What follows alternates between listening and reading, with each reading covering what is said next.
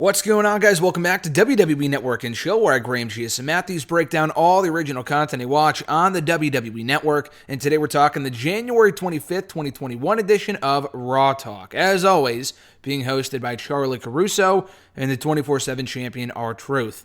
Speaking of Truth, he does kick off the episode by saying that he blamed his loss to AJ Styles on Raw last night on Omos. Whatever. He blamed the loss on him, saying that his presence or interference or whatever cost him the victory. And had R-Truth won, he may have been put in consideration for a Royal Rumble spot. And AJ Styles has been doing that on Raw recently, where he'll face someone like a Gulak or a Ricochet or now an R-Truth. And if they beat AJ, they'll get into the Rumble. All of them lost. AJ's been on a pretty big roll recently.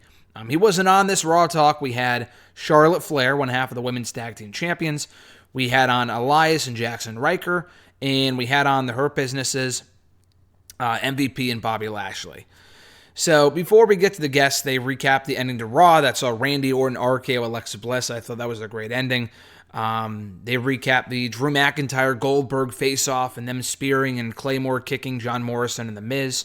So they welcome on Charlotte Flair, and Charlie praises her for looking happy and healthy and jacked and whatever. And she mentions, she's like, oh, it's all due thanks to my personal trainer, quote unquote, Andrade.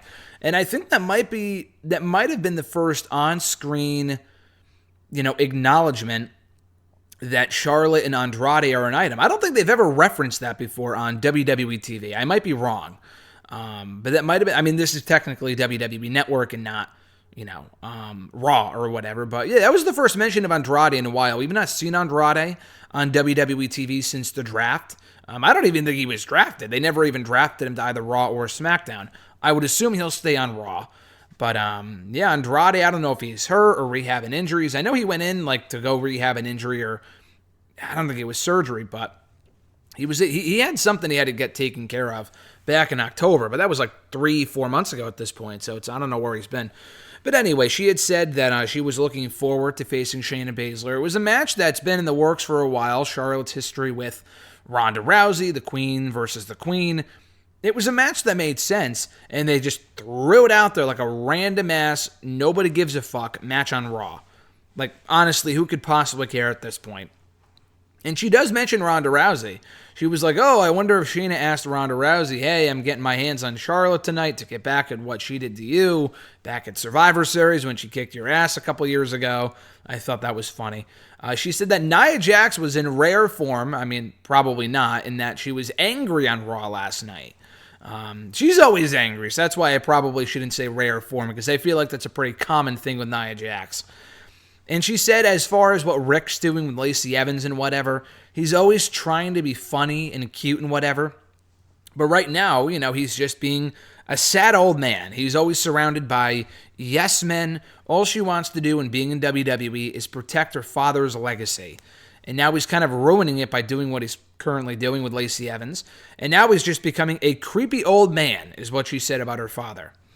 And then R-Truth, I've said this many, many, many, many times. Truth is very hit or miss on these episodes of Raw Talk. More so miss than hit, because I just don't feel like his comedy, really, it feels out of place on this show. Though it was funny, though. I got a kick out of when he called it an entanglement, which Charlie Caruso, I don't know if they called her fling with Angel Garza an entanglement with Zelina Vega or whatever was going on. They talked about an entanglement before here on Raw Talk many, many, many months ago. And they brought that back here with R-Truth, and I thought that was funny. So anyway, she said that she's used to obstacles.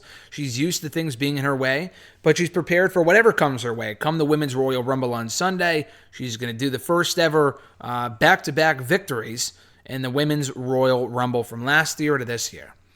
So they then welcome on Elias and Jackson Riker. And again, Elias mentioned multiple times that he was on main event this week. He wasn't on Raw this week, but which is why I thought it was weird that he was on Raw Talk if he wasn't on the show itself.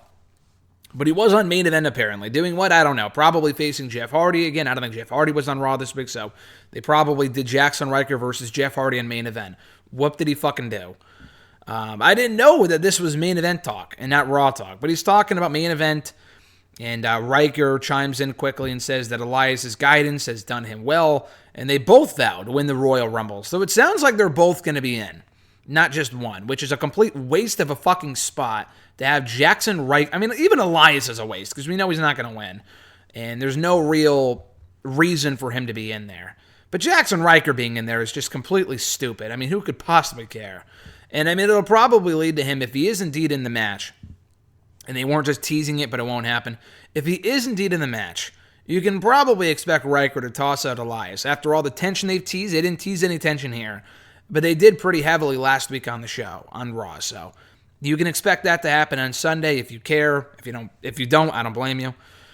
And they're going to write history. Everyone wants to write fucking history. So the last guest they have on are MVP and the United States champion Bobby Lashley. And MVP got in Truth's face a couple of weeks ago and pretty aggressively, manhandled him. And he said, he gave him a warning and said, hey, listen, if you talk back to me again or make a joke at me again or whatever, there's going to be consequences. So I don't know if they're building to an MVP R-Truth 24/7 title match. I don't fucking know, but I'm not really sure where any of this is supposed to be going. And they actually replay the altercation between the two from 2 weeks ago. They never show replays on Raw Talk of what previously happened on Raw Talk. Maybe of what happened on Raw, not really of what happened on Raw Talk. But they did that here, which was weird. Lashley talks about how, with Riddle, it's all about disrespect. Riddle is disrespecting him. He's disrespecting the entire Hurt Business. And he's going to take care of business, no pun intended, when he eventually gets his hands on him again when they fight for the United States Championship. And they also bring up how the Hurt Business has to get back on the same page. They've been kind of on the wrong, different pages lately, specifically Cedric and Shelton. They got to get back on the same page. And, that was pretty much it. They also bring up how, Charlie acknowledges, too, that they're going through a speed bump right now. And Truth also mentioned that he likes MVP's necklace that he got on Raw this week, the THP necklace that he was awarded, or gifted, rather, by the rest of the group. So that was it. There really wasn't a lot to write home about this week. I like the MVP Lashley stuff. Elias and Riker were a complete waste. Charlotte showing more layers to her character, I like. I still have no fucking clue whether she's supposed to be a heel or a face. I have no idea. But I thought she did a very good job on this episode of Raw Talk. She was probably the best part about it. MVP and Lashley are usually better. They just did a lot of nothing on this episode. So a pretty ho-hum episode, one of the weaker episodes, I would say. But did its part in building the Sunday's Royal Rumble pay-per-view, which I'm looking forward to. I guess we found out here that we are getting Asuka and Charlotte versus Nyaya and Shaina on Sunday. I didn't know that. I didn't know that we were getting that tag team title match. Maybe it was announced on Raw. Maybe they broke the news here. I don't fucking know. But we're getting that match on Sunday for anyone who cares. So that does it, guys, for my review of January 25th, 2021 edition of Raw Talk. Thank you, as always, for checking out the show. I appreciate it. Be sure to like this video, drop a comment, share the video, and subscribe to the channel for more daily content. Hit that bell button as well to be notified every time a new video goes up. And check out all my other Raw Talk reviews here in the channel in the description box down below. Also up today, we got a Stone Cold straight-up Steve Austin review going up here also on Network and Chill. Tomorrow, #AskGSM. Thursday, WrestleRant radio excerpts. Friday, Total Bellas review, and so on and so forth. Check out my interview with Roman Reigns from last week, the reigning, defending Universal Champion. Awesome conversation. Check it out right now here on the channel from last Thursday. Have an awesome one, guys. I'm Graham G.S. Matthews, and I'll catch your ass down the road.